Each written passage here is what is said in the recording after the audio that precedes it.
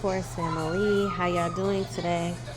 Today is December 23rd. Hopefully y'all got up on the right side of the bed. Hopefully y'all had a good day today at work. It's the last day. Today is the last day I gotta work tonight. Then I'll have 2 days off and I gotta go back to work Thursday, I believe. But today, you guys, we're gonna talk about I'm tired of things getting in the way. What I mean is, I'm tired of things getting in the way of what I want to do and need to do and expect to do in life.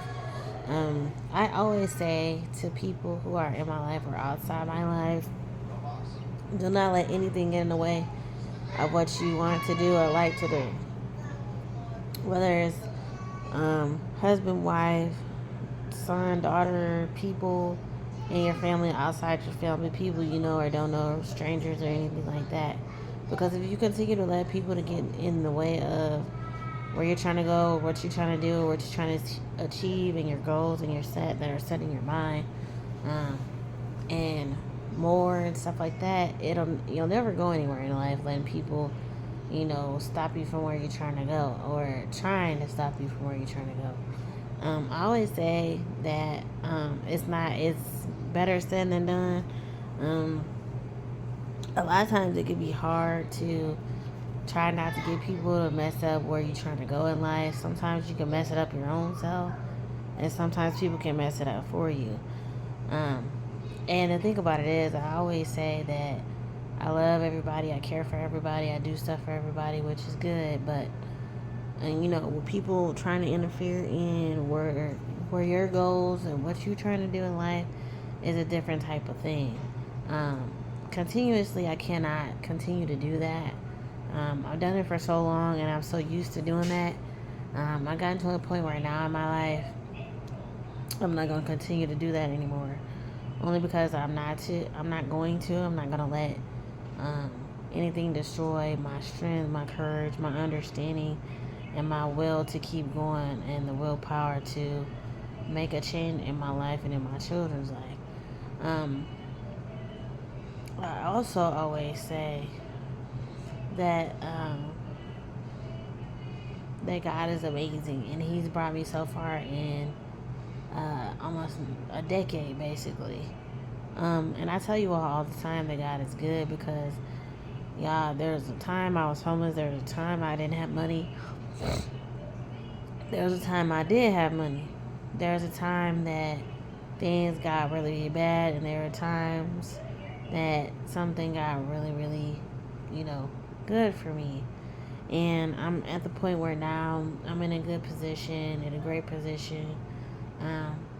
Only waiting for my position to get better as the years go by. So it's an amazing thing to put into effort and time and love and understanding into my videos. The videos that I've been doing here lately have been getting a lot of views, which I appreciate every person for commenting and liking and sharing and making sure that they go to the live when I do lives, coming to the short when I do shorts, watching a video from beginning to end, and having their inputs on the likes and the dislikes, pros and the cons of videos and things like that. So I did talk to God about that podcast that I was telling y'all about, and God was telling me to go ahead and do it because most parents deserve the advice that I would like to give them. Because it's advice that I probably should have known after I first had my first daughter. But it took me a long time to understand what parenting was like and things like that. Parenting is not easy as it seems. It's not hard as it seems either. But some people make it bigger than what it is, and some people make it less of what it is. And I tell people all the time that have children to go about different situations and different problems with a different approach. Not saying every approach is going to work, not saying every approach is not going to work. You just have to approach it differently You can't approach every situation the exact same way, because sometimes you might get the same results when you approach the same way. Sometimes you might not. It just depends. I just want to let y'all know I love y'all. I appreciate y'all. I thank y'all for y'all loving y'all support. Just try not to let nobody mess up where you trying to go in life, because my goals for next year, and I have 5. The first goal is to get to 500. Second goal is to get my watch hours up. That's 4,000 and 3,000 watch hours, to get my shorts up to 10,000, 10 million, 10 million people to watch it. Also, number 6 would be to make my first $1 million. 7 is to buy my first home. 8 is to buy it cash. And 9 and 10 would be to buy my husband a brand new car and buy myself a car. That's basically my 10 goals within 2025.